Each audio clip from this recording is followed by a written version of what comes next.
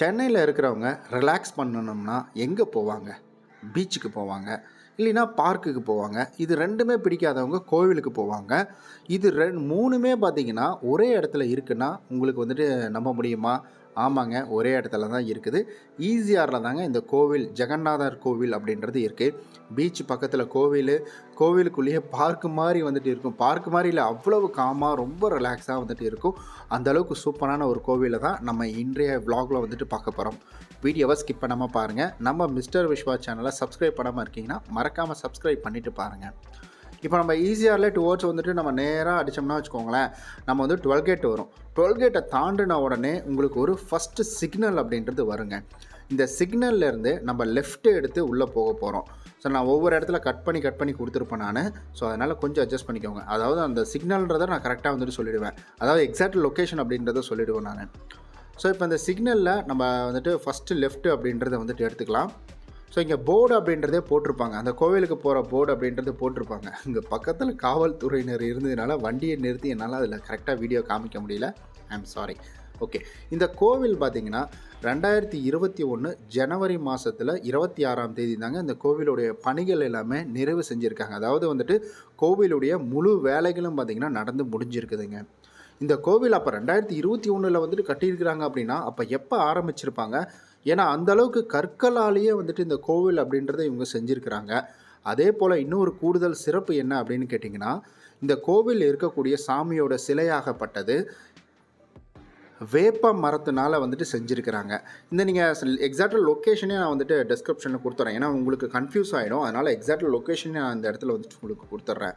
நீங்கள் அந்த சந்தில் போயிட்டு அந்த லெஃப்ட் எடுத்துகிட்டு அந்த சந்தில் நீங்கள் யாரை கேட்டாலும் சரி, ஜெகநாத் டெம்பிள் போகணும் அப்படின்னு கேட்டிங்கனாலே நேராக கூட்டிகிட்டு வந்து விட்டுருவாங்க.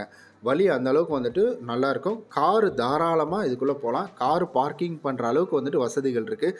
நான் நிறையா வீடியோவில் ரெஃபரன்ஸ் எடுத்தேன். பட் எனக்கு கார் பார்க்கிங் பண்ணுறது இந்த மாதிரி எதுவுமே சொல்லலை. ஏன்னா நம்ம கார் எடுத்துகிட்டு போகிறவங்களுக்கு ரொம்ப சிரமமாயிடும். பைக்குனால் நம்ம எங்கே வேணால் ஓரம் கட்டிக்கலாம். கார் தான் வந்துட்டு ரொம்ப கஷ்டம். நான் காரை வந்துட்டு அப்படியே பார்க் பண்ணிவிட்டு உள்ளே போனோம். ஃபஸ்ட்டு பயந்துக்கிட்டே தான் வீடியோ எடுத்தேன். ஒரு வேளை வந்து வீடியோ எடுக்க விடுவாங்களா விட மாட்டாங்களா அப்படின்றத வந்துட்டு பயந்துக்கிட்டே தான் வீடியோ எடுத்தேன். ஆனால் பிரச்சனை இல்லைங்க, யாருமே எதுவுமே கேட்கல. இங்கே பார்த்தா ஏதோ பார்க்கில் உட்காந்து செல்ஃபி எடுக்கிற மாதிரி எல்லாருமே வளைச்சி வந்துட்டு செல்ஃபி எடுத்துகிட்டு இருந்தாங்க. ஸோ அதனால் வீடியோ எடுக்கலாம்டா அப்படின்ற ஒரு எண்ணத்துக்குள்ளே வந்துட்டேன். இப்போ நீங்கள் இந்த கோவிலோட வந்து கோபுரத்தோட வடிவத்தை பார்க்கக்குள்ள நமக்கு எப்படி இருக்கும்னா, ஏதோ நார்த்து சைடு நம்ம இருக்கிற மாதிரியே வந்துட்டு இருக்குங்க. ஆனால் இந்த ரொம்ப வந்துட்டு இந்த மைனூட்டாக நிறைய விஷயங்கள் வந்துட்டு அந்த சிற்பி கலைகளை வந்துட்டு அவங்க செஞ்சுருக்கிறாங்க. எக்ஸாக்டாக அதை எப்படி சொல்கிறதுன்னு தெரியல. அதாவது இந்த பார்க்கடலை கடையை கொள்கிற, ஸோ இந்த மாதிரி விஷயங்கள் எல்லாத்தையுமே பார்த்திங்கன்னா இந்த இடத்துல வந்துட்டு மென்ஷன் பண்ணியிருக்கிறாங்க. ஆமாங்க, இது வந்துட்டு சிவன் டெம்பிள் தாங்க அப்படின்னு நினச்சிக்கிட்டு தான் நான் இந்த கோவிலுக்குள்ளே போனேன். ஆனால் கிடையாது, இது வந்துட்டு விஷ்ணு பெருமானோட டெம்பிள். அதுக்கப்புறமேட்டுக்கு நான் இந்த கோவிலுக்கு போயிட்டு சாமி கும்பிட்டுட்டு வீட்டுக்கு வந்ததுக்கு அப்புறமேட்டுக்கு தான் எனக்கு தெரியுது. அதாவது ஒரு சில ரெஃபரன்ஸ்லாம் எடுத்தேன் விக்கிபீடியாவில். இந்த கோவிலை பற்றிலாம் நான் போய் படிக்கக்கொள்கிறேன். எனக்கு நிறையா ரெஃபரன்ஸ் கிடச்சிது. ஸோ அதில் பார்த்திங்கன்னா இந்த கோவில் பார்த்திங்கன்னா விஷ்ணு பெருமானோட டெம்பிள் அப்படின்றத நம்மளால் வந்துட்டு பார்க்க முடிஞ்சுது. நானும் வந்துட்டு பார்த்தேன். அதுக்கப்புறம் உள்ளே இருக்கிற சிற்பங்கள் எனக்கு ஒரே குழப்பம். எங்கடா லிங்கத்தை காணோம், லிங்கமே இல்லாமல் இருக்காங்களே அப்படின்னு நினச்சேன். அதுக்கப்புறமேட்டுக்கு தான் எனக்கு தெரிய வந்தது. இங்கே பாருங்கள் எப்படி இருக்குது பாருங்கள். இந்த கோவிலை சுற்றியும் பார்த்திங்கன்னா ஒவ்வொரு சாமி இருப்பாங்க. இங்கே வந்து புத்தர் இருக்கிறாரு. ஸோ கோவிலை சுற்றியும் பார்த்திங்கன்னா நிறையா சாமி இருப்பாங்க. காசி விஸ்வநாதர் இருப்பார், மகாலட்சுமி சாமி இருப்பாங்க. நிறையா விதமான சாமி வந்துட்டு இந்த இடத்துல சிற்பமாக வந்துட்டு செதுக்கி வச்சுருப்பாங்க. தனித்தனியாக ஒவ்வொரு இடமா வந்துட்டு இருக்கும். ஆனால் முதல்ல நீங்கள் கோவிலுக்குள்ளே போன உடனே நம்ம கோவிலுக்குள்ளே வந்திருக்குமா இல்லை ஏதாவது பார்க்குள்ளே வந்திருக்குமா அப்படின்றது தெரியாது. அங்கே இருக்கிற செல்ஃபியை வச்சு கிடையாதுங்க. அந்தளவுக்கு வந்துட்டு நீட்டாக சுத்தமாக வந்துட்டு இருக்கும். அந்த ஊதுபத்தியோட வாசனைலாம் நம்ம எப்படி வந்துட்டு போனால் கிடைக்கும், இங்கே இருக்கிற கோவில்களுக்கெல்லாம் போனால் அந்த ஊதுபத்தியோட வாசனை வரல. ஆனால் இங்கே சாமி கும்பிட ஆரம்பித்து சுற்றியும் வந்துட்டு சாமி கும்பிட்றாங்க. எப்படின்னா வந்துட்டு கரெக்டாக 6 மணிக்கு தான் மேலே வந்துட்டு சாமி கும்பிட்றாங்க. அது வரைக்கும் கீழே இருக்கிற சாமியெல்லாம் கும்பிட்டுட்டு தான் இவங்க மேலேயே வந்துட்டு வர ஆரம்பிக்கிறாங்க. ஸோ சுற்றியும் பார்த்திங்கன்னா அந்த கோவிலோட வந்துட்டு சுற்றியும் சாமி சிலை தான் இருக்கும். அதுக்கப்புறம் மாங்காய் மரம்லாம் பயங்கரமாக இருக்குங்க. நிறையா மாங்காய் மரம் இருக்கும். நிறையா சிற்பங்கள் இந்த மாதிரி வந்துட்டு இவங்க செதுக்கி வச்சுருந்தாங்க. பார்க்கவே வந்துட்டு மனசுக்கு ரொம்ப வந்துட்டு ரிலாக்ஸாக இருந்துச்சு. நம்ம கடவுளையும் வந்துட்டு சாமி கும்பிட்றதுக்கும் ரொம்ப ரிலாக்ஸாக இருந்துச்சு. அது இல்லாமல் அங்கே பூஜை செய்யக்கொள்கிற அது எனக்கு ரொம்ப பிடிச்சிருந்தது. சாமி கிட்ட நம்மளை நிற்க வச்சு, நம்ம கிட்ட அந்த அர்ச்சகர் வந்து நம்ம கிட்ட வந்துட்டு அவர் மந்திரத்தை சொல்கிறதா இருக்கட்டும், அவங்க அவ்வளோ வந்துட்டு விஷயங்கள் பண்ணுறாங்க. சாமிக்கு அபிஷேகம் பண்ணக்கூடிய வந்துட்டு பூக்கள் எடுத்துகிட்டு நம்ம கையில் வந்துட்டு தொட்டு கொடுக்குறதா இருக்கட்டும், இந்த மாதிரி நிறையா விஷயங்கள் அப்படின்றது இருந்துச்சு. சாமியை கிட்ட பார்க்கக்குள்ளே நமக்கு ஒரு நல்ல ஒரு வைப்ரேஷன் அப்படின்றது இருந்துச்சுங்க.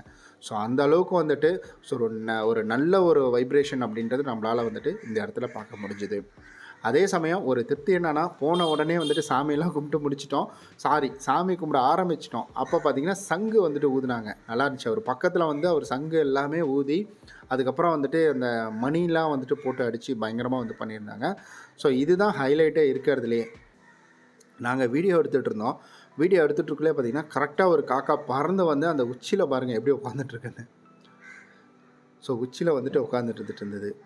நீங்கள் இங்கே போகிறதா இருந்தால் நீங்கள் வந்துட்டு சாயந்தரம் நேரத்தில் போகலாம். இல்லைன்னா வந்துட்டு காலையில், அதாவது நான் முன்னாடி அந்த டைமிங் கொடுத்துருந்தேன் பார்த்தீங்களா, அந்த டைமில் நீங்கள் போனீங்கன்னா கண்டிப்பாக வந்துட்டு சாமியை வந்துட்டு தரிசனம் செஞ்சுட்டே வரலாம். மற்ற நேரத்தில் வந்துட்டு கதவு பூட்டி தான் இருக்குது.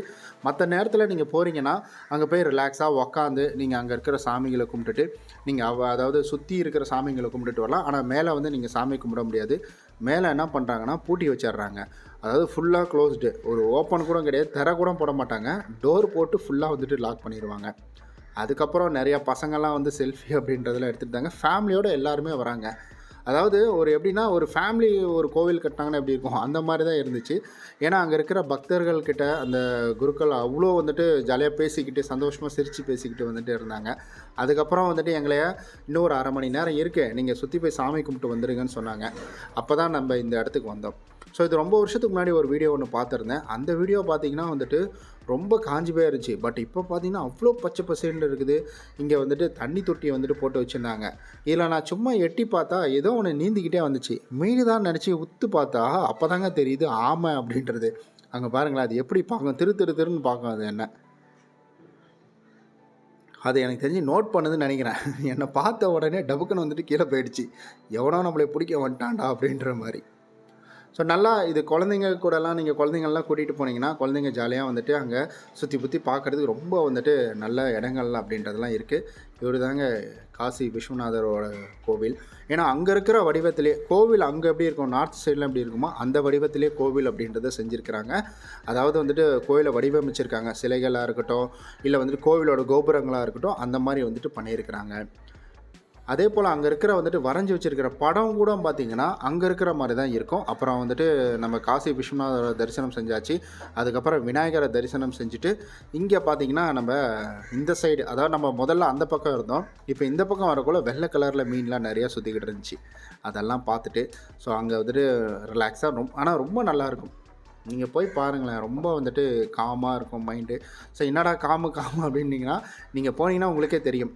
அதாவது புத்தர், ஸோ இந்த மாதிரி இந்த இடங்கள்லாம் நீங்கள் போயிட்டு பார்க்கக்குள்றிய நமக்கு இருக்கக்கூடிய அந்த டிராஃபிக்கு, அதுக்கப்புறம் வேலை ப்ரெஷரு, ஸோ இது எல்லாமே இந்த இடத்துல இந்த ஒரு 10 நிமிஷம் ஒரு தரிசனத்தில் எல்லாமே வந்துட்டு பறந்து போயிடும்.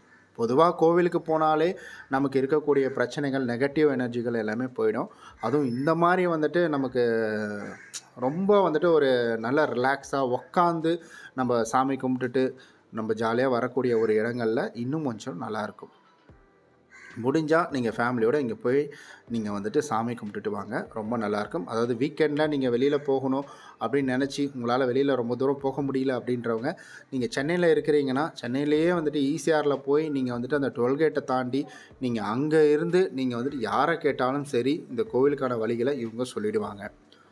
இந்த கோவிலோட வந்துட்டு மாதிரி அப்படின்றது பார்த்திங்கன்னா ஜெகநாத் டெம்பிளில், ஸோ இது வந்துட்டு ஒடிசாவில் இருக்குதுங்க இந்த கோவில். இதனுடைய மெயின் கோவில் அப்படின்றது ஒடிசாவில் இருக்குது. இது பார்த்திங்கன்னா 12ஆம் நூற்றாண்டில் கட்டப்பட்ட கோவில் அப்படின்னு வந்து சொல்கிறாங்க. இப்போ நான் சொல்லிட்டு இருக்கிற கோவில் கிடையாதுங்க. இதே வந்துட்டு இந்த கோவில், அதாவது வந்துட்டு ஒடிசாவில் இருக்கக்கூடிய கோவில் தான் பழங்கால கோவில். இது இப்போ கட்டப்பட்ட வந்துட்டு கோவில். அந்த பழங்கால கோவிலாகப்பட்டது 12ஆம் நூற்றாண்டில் கட்டப்பட்ட கோவில் அப்படின்றத வந்துட்டு சொல்கிறாங்க. அதனுடைய மாதிரி தான் இந்த கோவில்.